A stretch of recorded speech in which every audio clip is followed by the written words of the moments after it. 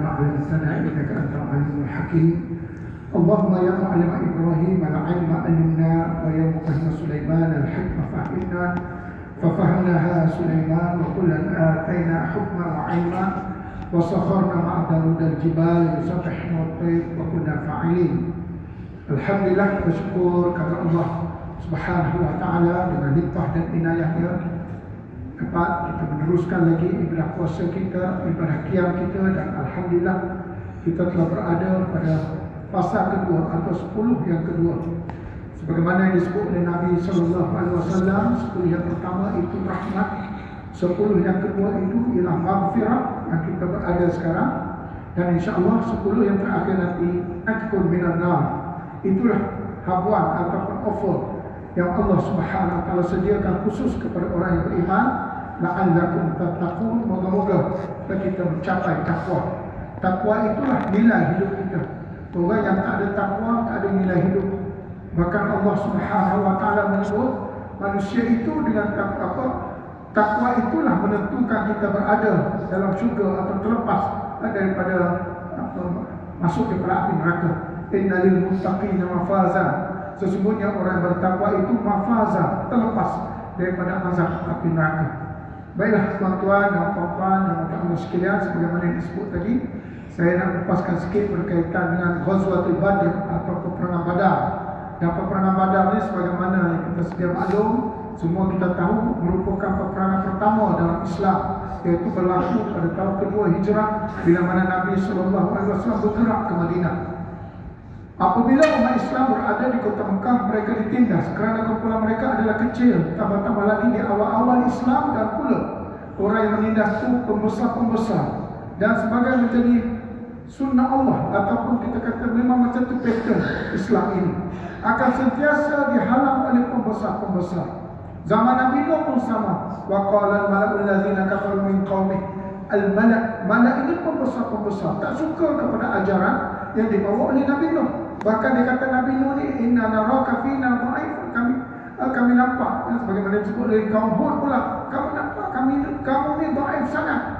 Disebut kepada Nabi Nuh, kamu ni pula orang yang safih, pengikut kamu. Aradhiluna badiyar ra'i, mereka yang bodoh-bodoh saja pengikut kamu. Kami pembesar tak ikut kamu. Sama juga berlaku pada Nabi sallallahu alaihi wasallam.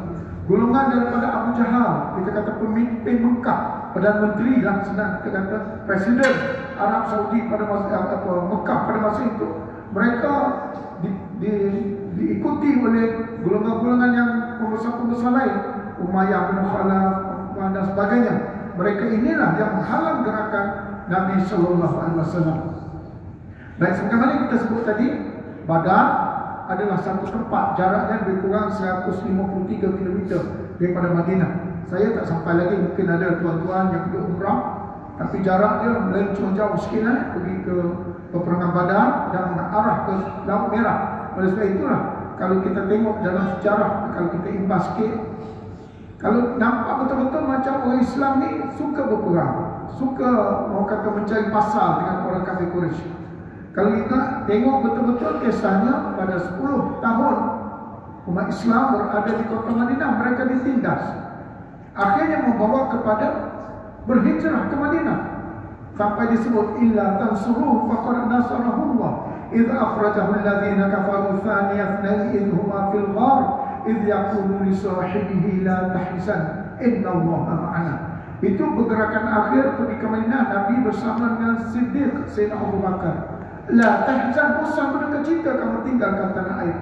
Nabi masa berada di pinggiran Mekah bercakap kepada kota Mekah, wahai Mekah, kalaulah kaumku tak keluarkan aku, masakan tu ghairak, aku tidak akan duduk tempat lain kecuali kota Mekah. Nabi di situ dilahirkan, dibesarkan, tempat tumpah darah Nabi, keturunan Nabi pun berada di situ. Tiba-tiba dia halau. Orang yang halau itu adalah kaum kerabat dia, jiran dia, orang penduduk Mekah sendiri. Sedih yang amat sangat. Jadi bila mana orang Islam bergerak ke Madinah, mereka sudah pasti meninggalkan rumah tangga, meninggalkan harta benda, dan meninggalkan apa yang ada di kota Mekah. Semuanya ini dirampas oleh orang Quraisy, orang kafir Quraisy, musyrikin Quraisy merampas dan menjadikan hak orang Islam yang di Madinah itu menjadi hak mereka. Jadi berlakulah peperangan Badar setelah mana 2 tahun berhijrah ke Madinah. Maka Rasulullah SAW membina satu kekuatan. Dia kata, mari kita tahan kafilah ataupun rombongan perdagangan yang diketuai oleh Abu Sufyan. Mereka bergerak pergi ke Syam. Jangan tahan dia masa pergi ke Syam. Bila dia balik daripada Syam tu, dia bawa harta benda. Jadi kita tahan dia di situ, mengambil balik hak kita. Itu orang Islam. Bukan nampak lemah, tapi pada hakikatnya kuat. Pergi rampas balik. Maka Nabi SAW dengan beberapa sahabat berbincang dan berbicara. Akhirnya mereka dapat dapat detect pergerakan Abu Sufyan ini. Dan Abu Sufyan pun ada dia punya, dia orang Arab ni, dia pergi dulu survey. Ada seorang kita tak ada handphone nak tahu pergerakan. Jadi mereka ada seorang dulu survey perjalanan, selamat atau tidak. Kerana di pada pasir ni banyak sangat sukun, iaitu lanu-lanu. Mereka ini tak berdagang tapi mengambil orang pedagang-pedagang lalu, mereka rampas. Jadi harta mereka banyak. Jadi sebab itu ada seorang penunjuk jalan ataupun pemantau, tengok perjalanan mereka selamat atau tidak. Jadi Abu Sufyan pun tahu ada Muhammad dan pukulannya akan menahan mereka. Abu Sufyan tidak ada kelengkapan apa-apa, hanya pergi berdagang bersama dengan pedagang-pedagang dan tak bersedia pun untuk berperang. Akhirnya dia hantar mesej kepada Perdana Menterinya, iaitu Abu Sufyan. Abu Jahal yang berada di kota Mekah. Maka Abu Jahal, macam biasalah, dia dah lama geram dengan orang Islam. Dan 2 tahun dia tak dapat menindas orang Islam berada di kota Madinah. Akhirnya dia bertindak ganas. Dia menghantar 1000 orang bala tentera yang siap dengan pakaian. Kalau saya catat di sini ada 1000 muqatil, di pejuang-pejuang atau judi tentera, bersama dengan 600 orang pakai baju besi, 700 ekor unta, 100 ekor kuda, 100 ekor kuda, 700 ekor unta. Apa kerja bawa unta ni? Untuk mereka bergerak. Dan pattern orang Arab ni, bila mereka berperang, mereka bawa semua yang ada dekat kampung mereka, harta benda dan sebagainya. Kalau menang, itu adalah hasil mereka. Kalau kalah, habis harta mereka dirampas oleh orang yang menang tadi.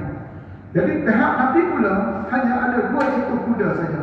2 ekor kuda, 70 ekor unta. Orang Arab tadi, musyrik Quraisy ada 700 ekor unta. Rasulullah ada 70 ekor unta bersama dengan 2 ekor kuda, bersilih berganti naik atas kuda untuk bergerak di badan yang jaraknya 153 km tadi. Jadi dapatlah bantuan daripada Abu Jahal. Abu Jahal dengan panglima-panglimanya turun dengan gendangnya, dengan nyanyiannya, dengan hijab-hijab ni, kutuk Muhammad dan sebagainya. Akhirnya menaikkan semangat mereka untuk berperang dengan Nabi SAW. Maka berlakulah, dipendekkan cerita, berlakulah peperangan. Dan Nabi SAW mengatur strategi yang begitu hebat. Ada yang pengutusnya nak tengok bagaimana situasi tempat lokasi yang boleh kita tahan mereka. Tapi Rasulullah ada bertanya, adakah kita nak patah balik atau macam mana? Kita ada 2 ekor kuda saja. Dia orang ada 100 ekor kuda. Kita ada 70 ekor unta. Mereka ada 700 ekor unta. Kita ada 313 orang. Mereka ada 1000 orang. 1 lawan 3. Maka berkata kepada Rasulullah berbincang dengan para sahabat, macam mana?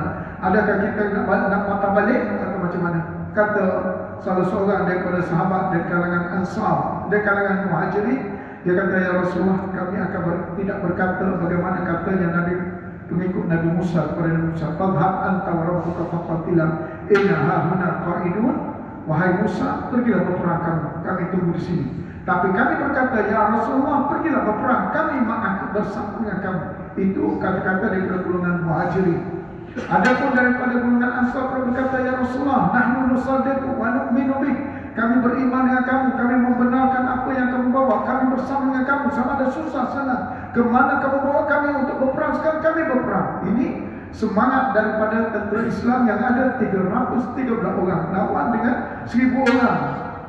Orang Islam belum ada pengalaman berperang lagi, tapi mereka dah biasa berperang. Orang Arab ni kerja dia bergaduh, silap sikit boleh bergaduh, pasal ayam, pasal apa, mereka boleh bertumbuk, berbunuh. Jadi mereka dah biasa. Cuma Islam ajar kepada mereka bagaimana cara berperang cara Islam bila mereka diizinkan oleh Allah. Udzina lil ladzina yuqataluna bi annahum zulimu. Diizinkan Allah untuk mereka berperang kerana mereka telah dizalimi. Mereka ini dizalimi oleh orang kafir Quraisy tadi. Maka dipendekkan cerita berlaku peperangan. Akhirnya peperangan itu memihak kepada umat Islam. Menang umat Islam. Macam mana 313 lawan dengan 1000, macam mana boleh menang? Maka di sini datangnya pertolongan daripada Allah. Qad nasarakumullahu bi Badrin wa antum adillah. Allah Ta'ala sebut dalam Quran, wa laqad nasarakumullahu bi Badrin wa antum adillah. Adillah maknanya kamu sikit, 313 lawan dengan 1000. Sesungguhnya Allah Subhanahu wa taala berikan kepada kamu kemenangan. Oleh sebab itulah kata dalam ulama-ulama sirah mengatakan ada tentera-tentera Allah yang datang. Sa'ad bin Abi Waqqas, seorang sahabat yang diutuskan sebagai pengintip. Sayyidina Ali, Zubair dan Sa'ad bin Abi Waqqas. Sa'ad bin Abi Waqqas ni seorang sahabat yang begitu tepat memanah. Kenapa? Ada orang letakkan kawasan memanah tu tepat memanah Sa'ad bin Abi Waqqas. Dia seorang pemanah yang tepat dan kerjanya mengasah mata pedang. Itu kerja dia. Memang dia seorang yang hebat dalam hal itu. Maka Rasulullah utuskan tiga orang ni untuk menjadi pemimpin. Katanya Sa'ad bin Abi Waqqas pernah melihat dalam peperangan Uhud, bukan Badar, dalam peperangan Uhud. Dia tengok ke masa Rasulullah berperang itu ada kiri dan kanan tentera yang berpakaian putih di atas kuda putih sedang mempertahankan Rasulullah. Sebelah kanannya Jibril, sebelah kirinya ialah Mikail. Jibril dan Mikail. Ini dilihat sendiri, diceritakan oleh hadis sahih riwayat Imam Muslim, menceritakan bahawa malaikat datang membantu Nabi sallallahu alaihi wasallam. Itu dalam peperangan Uhud. Dalam peperangan Badar pun sama. Allah Taala hantar kepada kamu bi'alfin minal malaikati musawwimin. Aku hantar kepada kamu 1000. Cukup tak? Lawan dengan mereka 1000, aku hantar kamu 1000. Ini sajalah ya. Kalau malaikat Jibril seorang pun dah cukup dah ya. Dan surah Yasin Jibril seorang aja. Illa sayhatan wahidah fa idahum khamidun. Jibril tiup pekik saja, cerit saja di langit. Semua kamu bertempiaran dan pecah, hancur, berkecai daging kamu bersepah dekat dinding-dinding. Itu Jibril seorang, besarnya yang amat sangat. Tapi saja Allah Ta'ala tunjuk, di samping kamu berjuang betul-betul, maka ini dibantu oleh para malaikat untuk memenangkan kamu. Semana yang kita sebut tadi, menanglah tentera Islam yang seramai 313 tadi bersama dengan berlawan dengan 1000 tentera kafir musyrikin Quraisy. Baik, semasa sebelum perang berlaku, sikit cerita tentang Abu Jahal ni. Dia dah hantar pembesar-pembesar dan semua sekali. Rupanya Abu Jahal ni pun ada doa dia juga. Doa daripada Abu Jahal sebelum berlakunya peperangan. Allahumma aqta'na bil rahim. Allahumma aqta'na lir rahim wa atana bima la yu'raf fa ahilhu al-ghada. Sebelum berdoa dia kata, ya Allah, berilah kemenangan, hancurkanlah orang yang pernah memutuskan tali silaturahim di kalangan kami. Fa'atana bima la yu'raf, dibawa satu ajaran yang kami tak pernah tahu. Fa'ahilhul ghadah, hancurkanlah dia. Dia berjahal, dia berdoa. Mereka ini itu kata. Mereka ini pun percaya kepada Allah, percaya. Itu namanya musyrik. Mereka percaya kepada Allah tapi sembah patung berhala untuk mendekatkan diri pada Allah. Sebenarnya jauh. Oleh sebab itu kita boleh musyrik. Mereka bersebut Allahumma. Dan Nabi SAW pun berdoa juga dalam situasi yang gentir. Bagaimana, saya tak sebut secara detail lah perjalanan sirah ini. Pada malam itu mereka bergerak nak pergi ke Badar. Jadi Rasulullah kata kita nak berkampung di mana. Maka Rasulullah kata kita berkampung di sini. Datang seorang sahabat, dia kata, ya Rasulullah, adakah ini pandangan kamu atau macam mana? Dan dia kata, ini pandangan aku, bukan wahyu. Apa kata kita bergerak ke atas sikit? Atas sana ada sumber air. Kalau kita berada di sini, orang kafir Quraisy pun boleh dapat air, kita pun boleh dapat.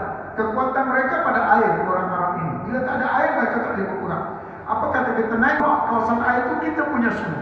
Jadi mereka datang, tentera Badar ni dan mereka kafir Quraisy datang, mereka tak dapat sumber air. Dan di situlah kita mula berperang.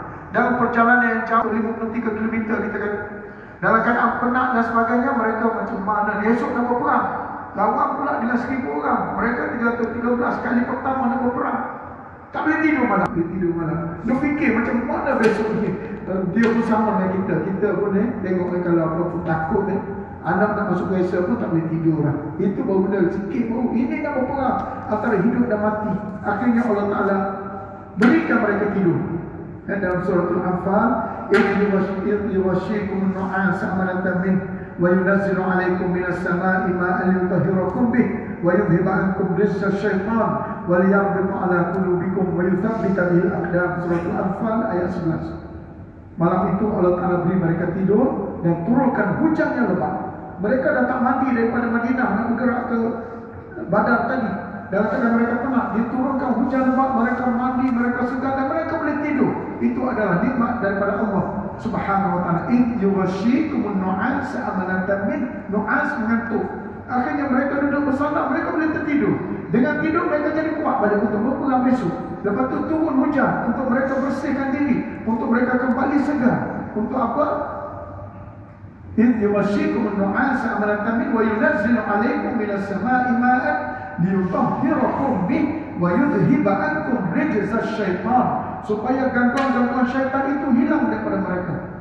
Apa gangguan syaitan kepada tentera Islam? Hilang motivasi, tak bersemangat. Alah, tak payahlah berperang, anak-anak kamu kat rumah tu mati macam mana. Dia bisikkan sesuatu yang menyebabkan mereka tidak ada mood untuk berperang.